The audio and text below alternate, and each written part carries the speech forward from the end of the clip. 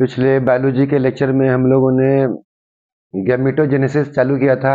Gametogenesis में दो part बताए थे हमने आप लोग को कि एक स्पर्मेटोजेनेसिस और एक ooजेनेसिस। तो स्पर्मेटोजेनेसिस हम लोग कंप्लीट हो गया था। हम लोग को आज पढ़ना था ooजेनेसिस। हम लोग आज पढ़ना था जी ooजेनेसिस, जिसका मतलब है कि ओवरी में अवेलेबल जो डिप्लॉयड जर्म सेल है उनमें म्यूसिस कराकर हैप्लॉइड ओवम को प्राप्त करना। डिप्लॉयड जर्म सेल से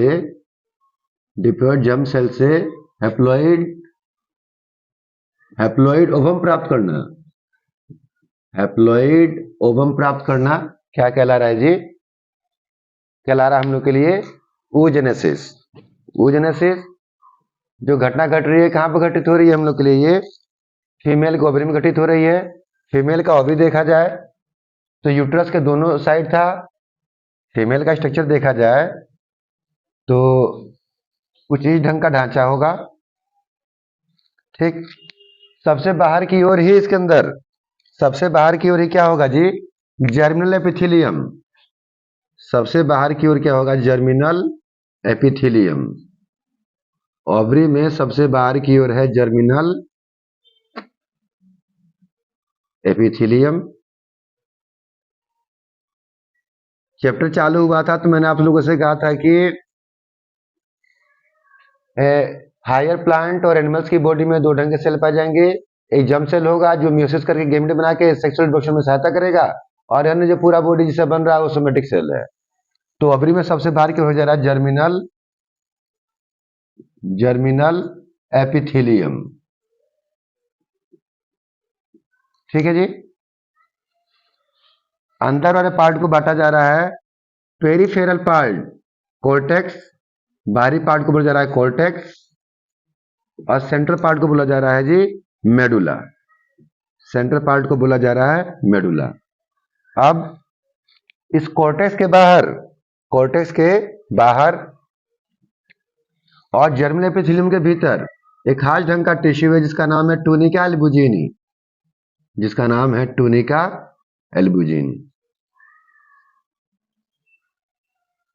ठीक है जी। क्या बोल रहे हैं हम? कोर्टेक्स वाले रीजन से बाहर और जर्मिनल एपिथेलियम के भीतर क्या पाया जा रहा है? एक टिश्यू है tunica albuginea. Cortex reticular connective tissue का बना हुआ है।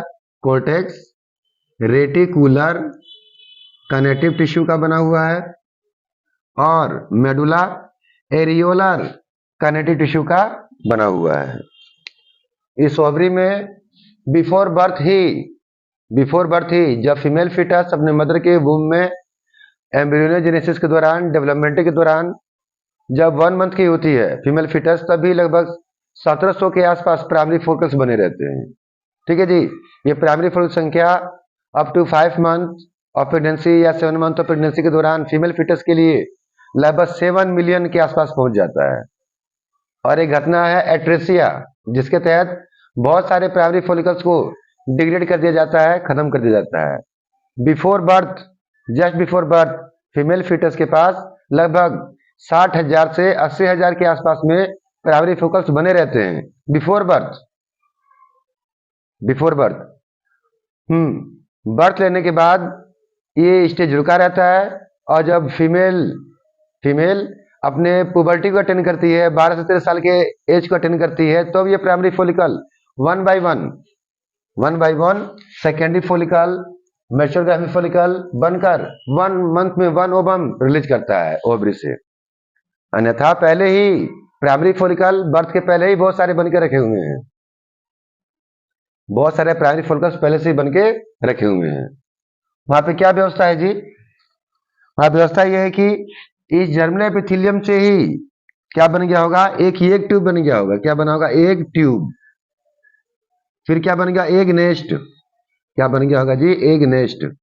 पहला बना है हमारा एक ट्यूब, फिर बना एग नेस्ट। हाँ, जिन सेल से बना हुआ है वो सेल डिप्लॉयड है और वो जर्मिनल एपिथेलियम में बार बार माइटोसिस होने की वजह से बने हुए हैं। जैसा स्टेज मैंने ही बोला कि बिफोर बर्थ प्राइमरी फॉलिकल संख्या इन द ओवरी कितनी होगी, 60,000 60,000 के आसपास में, और जब फीमेल पुबर्ट हो जाएगी तो अंडर इन्फ्लुएंस ऑफ FSH, ठीक है जी, follicle stimulating hormone, one by one primary follicle mature Graafian follicle बनकर ओवुलेशन के दौरान ओवम को रिलीज कराता रहेगा। 1 मंथ में केवल एक ही ओवम निकला करेगा, ठीक है जी। तो जो हमारा oogenesis की प्रक्रिया हो जा रही है, oogenesis की प्रक्रिया यहां पर भी यह भी 3 स्टेज में होने वाली है। पहला स्टेज, दूसरा स्टेज, तीसरा स्टेज। फर्स्ट स्टेज जो है उसे बोलते हैं क्या, मल्टीप्लिकेटिव फेज। इसमें क्या हो रहा है कि जो जर्मिनल एपिथेलियम की जर्म सेल है, जर्मिनल एपिथेलियम की जर्म सेल है, वो नंबर ऑफ टाइम माइटोसिस करके क्या बना ले रही हैं, large number of oogonia।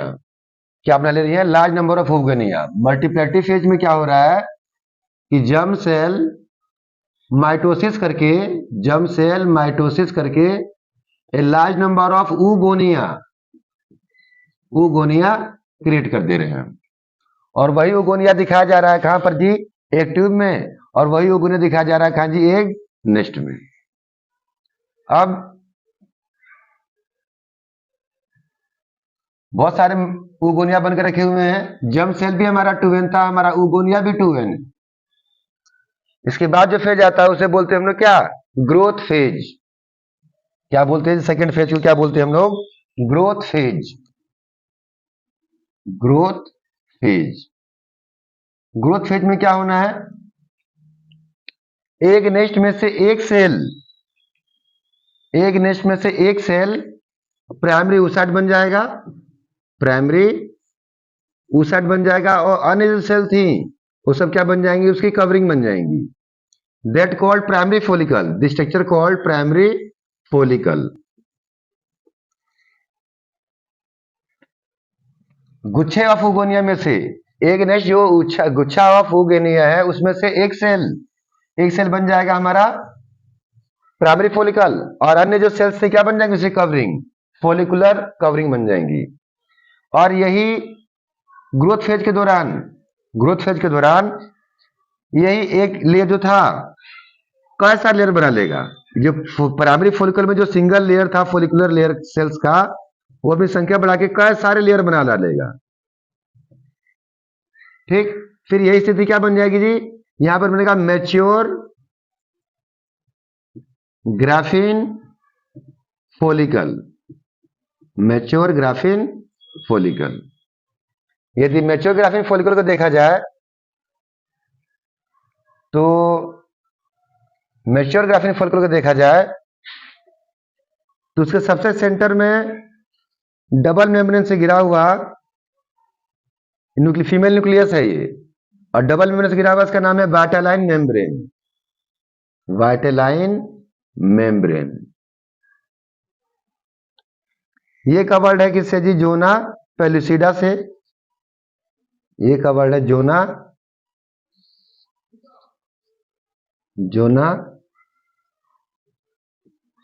Pellucida से, और जोना पेलुसिडा कवर्ड है किससे जी, कोरोना रेडिएटा से, कोरोना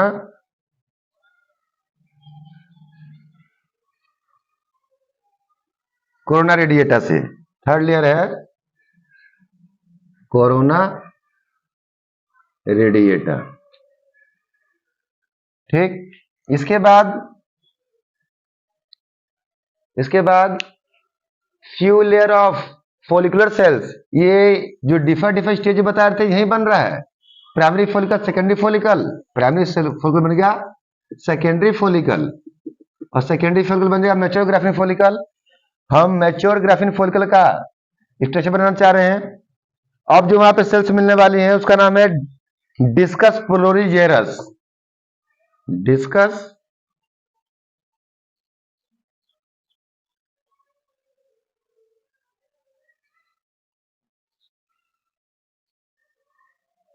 डिस्कस प्रोलीजेरस। ये कुछ खास सेल्स है, ये भी सब फॉलिकुलर सेल्स ही हैं। जर्म हील कहते हैं, क्या बोलते हैं? Germ hill, germ hill. और फिर फॉलिकुलर सेल्स ही हैं सब की सब। एक कैविटी बन जा रहा है, उस कैविटी को हम बोलते हैं एंट्रम। देख पा रहे हैं फोटो में आप लोग, ये कैविटी कहलाता है एंट्रम, जो कि खास ढंग के लिक्विड से, एक खास ढंग के लिक्विड से जिसका नाम है लिक्वर फोलिकुली, लिक्वर फोलिकुली द्वारा भरा हुआ है। हाँ, ये अब जो लेयर मिल रहा है ये मेम्ब्रेना ग्रैनुलोसा कहलाता है, मेम्ब्रेना ग्रैनुलोसा कहलाता है। इसकी 4-5 लेयर हैं, मेम्ब्रेना ग्रैनुलोसा की 4-5 लेयर हैं।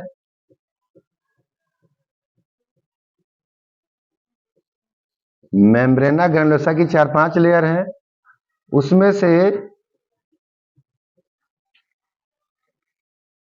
ये हो गया मेम्ब्रेना ग्रैनुलोसा, मेम्ब्रेना ग्रैनुलोसा। इसकी भी जो सबसे बाहरी लेयर होगी उसका नाम है थीका, थीका एक्सटर्ना। और थीका एक्सटर्ना के जस्ट विद इन में जो लेयर होगा वो होगा थीका इंटरना। 2 लेयर हो गई, एक थीका इंटरना और एक हो गया हमारा theca externa.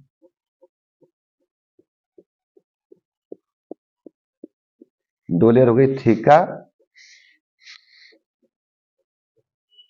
Theca externa and interna.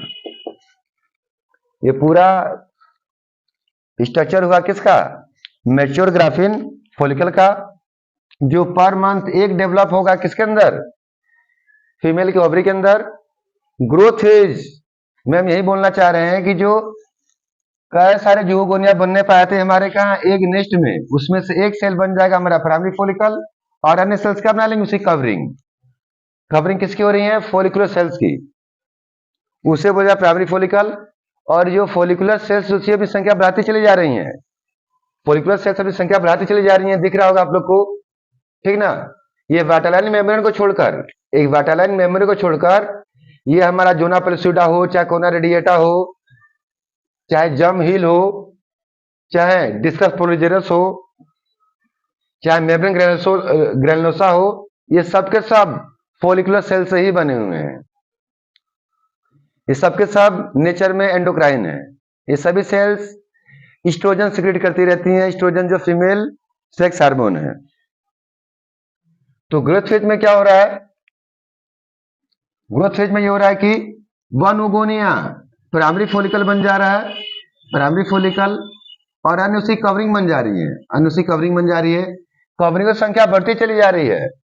इस कवरिंग की संख्या के सेल्स बढ़ने की वजह से क्या हो जा रहा है? साइज काफी ज्यादा बढ़ जा रहा है और लगभग 200 गुना साइज बढ़ने की बात आती है,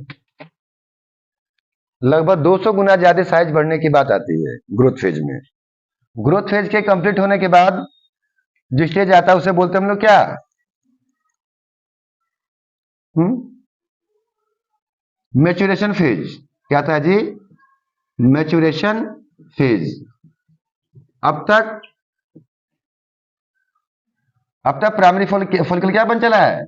सेकेंडरी फॉलिकल। अब तक प्राइमरी फॉलिकल क्या बन चला है? सेकेंडरी फॉलिकल, ठीक है जी। प्राइमरी फॉलिकल क्या बन जाएगा? Secondary follicle. और वो क्या बन जाएगा? मैच्योर ग्राफिन फॉलिकल, जब इतने सारे लेयर्स को वो क्रिएट कर लेगा। ये पूरा ओवम नहीं है, ये ओवम मात्र फीमेल न्यूक्लियस, वाटरलाइन मेम्ब्रेन, जोना प्लूसिडा, कोना रेडिएटा, न्यूक्लियस के साथ साथ 3 लेयर मिलेगा, वही ओवम है। हमारा प्राइमरी फॉलिकल में जो न्यूक्लियस था वो भी 2n था, सेकेंडरी फॉलिकल में जो न्यूक्लियस था वो भी 2n था। मैच्योरेशन फेज में अब होगा डिवीजन, अब होगा डिवीजन। अभी तो जो स्टेज था उस सबका सब प्राइमरी oocyte कहला रहा था, प्राइमरी oocyte ही कहला रहा था।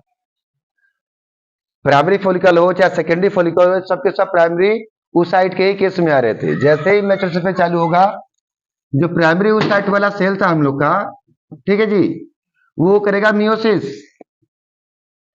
क्या करेगा जी? मियोसिस 1। ये रियल मियोसिस है, जिसमें जो प्राइमरी oocyte जो हमारा 2n था, डिप्लॉइड सेल था, वो क्या बन जाएगा? 2 सेल में कन्वर्ट होगा। एक सेल छोटा होगा, उस छोटे सेल को बोलेंगे फर्स्ट पोलर बॉडी। क्या बोलेंगे जी? First polar body. और ये जो सेल बनेगा ये सेकेंडरी oocyte। ये क्या है जी? Secondary oocyte, secondary oocyte। अब ये सेकेंडरी oocyte वाला जो स्टेज है, ये फिर दोबारा ये फिर मियोसिस करेगा। क्या करेगा जी? Meiosis second. ये क्यों नाम का मियोसिस है और काम का माइटोसिस ही है। ये हमारा पोलर बॉडी भी, फर्स्ट पोलर बॉडी भी हैप्लोइड हो चला था और सेकेंडरी oocyte भी हैप्लोइड हो चला है। अब फिर जो मियोसिस 2 होने वाला है, तो सेकेंडरी oocyte एक ओवम क्रिएट करेगा और एक सेकेंड पोलर बॉडी देगा, और जो फर्स्ट पोलर बॉडी है वो डिवाइड होकर 2 को पोलर बॉडी देंगे। इट मीन यहां पे 3 पोलर बॉडी बनने वाला है, यहां पे 3 पोलर बॉडी बनने वाला है, और एक हम लोग पास क्या मिलने वाला है? फंक्शनल ओवम मिलने वाला है। फिर बोल ले रहे हैं कि oogenesis एक डिसकंटिन्यूअस प्रोसेस है, जिसमें बहुत सारे प्राइमरी फॉलिकल्स गर्ल फीटस के बर्थ लेने के पहले ही बन के रखे हुए हैं, और जब गर्ल पुबर्टी को अटेन होती है तब 1 by 1 one primary follicle secondary और फिर ग्राफिन फॉलिकल बनकर, मैच्योर ग्राफिन फॉलिकल बनकर ओवम को बाहर निकालता है।